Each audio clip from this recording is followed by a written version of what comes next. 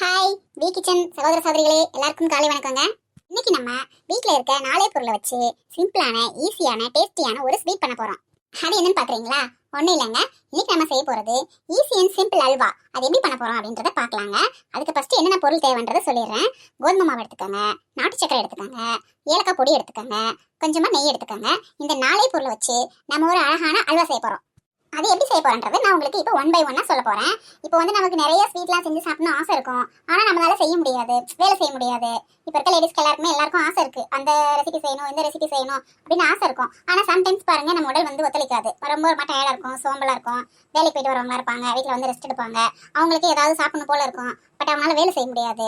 இந்த மாதிரி இருக்க லேடிஸ்க்காகவும் ப்ளஸ் வீட்லேயே இருப்பாங்க. அவங்க நான் ஸ்டாப்பா வீட்டில் வேலை பார்த்துட்டே இருப்பாங்க. லேடிஸ் வேலை பார்த்து டயர்ட் ஆயிடுவாங்க.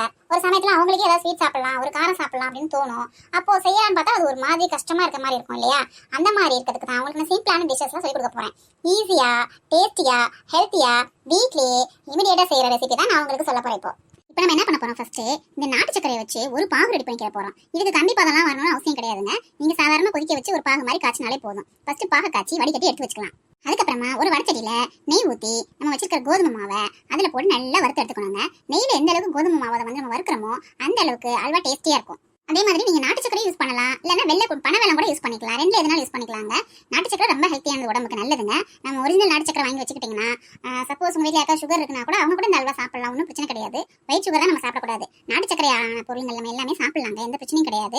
அதே மாதிரி சுகர் உங்களுக்கு ஏற்ற மாதிரி நீங்க போட்டுக்கலாம். இப்போ 100 கிராம் மாவு எடுக்கிறீங்க அப்படின்னா, நல்லா ஸ்வீட் சாப்பிடணும் ஆசைப்படுறீங்க அப்படின்னா நீங்க 100 கிராம் 150 கிராம் கூட நாட்டு சக்கரை சேர்த்துக்கலாம். இதே சுகர் பேஷண்ட் வீட்டில் இருக்காங்க அப்படின்னா நீங்க 100 கிராம் மாவுக்கு 50 கிராம் சக்கரை எடுத்தா கூட போதுங்க. சரிங்க. இப்ப நெய்யில கோதுமை மாவை நல்லா வறுத்து வச்சிருக்கோம். இதுல நம்ம நாட்டுக்கு சக்கரை பாகு போட்டு காய்ச்சி வச்சிருக்கோம்ல, அந்த பாகு எடுத்து இதுல ஆட் பண்ணிக்கோங்க. ஆட் பண்ணிட்டு நல்லா கட்டி பெறலாம நல்லா கிண்டி எடுத்துடணுங்க. இதுல கொஞ்சம் ஏலக்காய் பொடியும் சேர்த்துக்கோங்க. இது நல்லா அந்த நெய் பிரிஞ்சு வர வரைக்கும் நம்ம நல்லா கிண்டிட்டே இருக்கணுங்க. அப்பதான் நல்லா டேஸ்டியா இருக்கும். நெய் பிரிஞ்சு வரும், பாக்கிறதுக்கு உங்களுக்கு அப்படியே தலை அழகா தெரியும். அப்படி பிரிஞ்சு வர பக்குவத்துல நீங்க ஆஃப் பண்ணிடலாங்க. இந்த நாட்டு சக்கரை யூஸ் பண்ணி இந்த இதை செஞ்சு சாப்பிட்டு பாருங்க. உங்க வீட்டுல எல்லாருக்குமே பிடிக்கும். ஈஸியா பண்ணிடலாம், டைமிங் ரொம்ப கம்மிங்க. இதுல நீங்க விருப்பப்பட்டீங்கன்னா முந்திரி திராட்சை நெய்ல வறுத்து இந்த அல்வாவில் சேர்த்துக்கலாம், இன்னும் டேஸ்டியா இருக்குங்க. என்னங்க சொல்லும் போதே நாக்கில் வச்சு ஊறுதா? இப்பயே செஞ்சு சாப்பிடணும்னு சொல்லிட்டு வீட்டில் இருக்க 4 பொருள் தாங்க. கண்டிப்பா நம்ம எல்லார் வீட்லயுமே கோதுமை மாவு இருக்கும், ஏலக்காய் இருக்கும், நெய் இருக்கும், நாட்டு சக்கரை இருக்கும். இப்போ எல்லாம் எல்லார் வீட்லயுமே நாட்டு சக்கரை இருக்குங்க.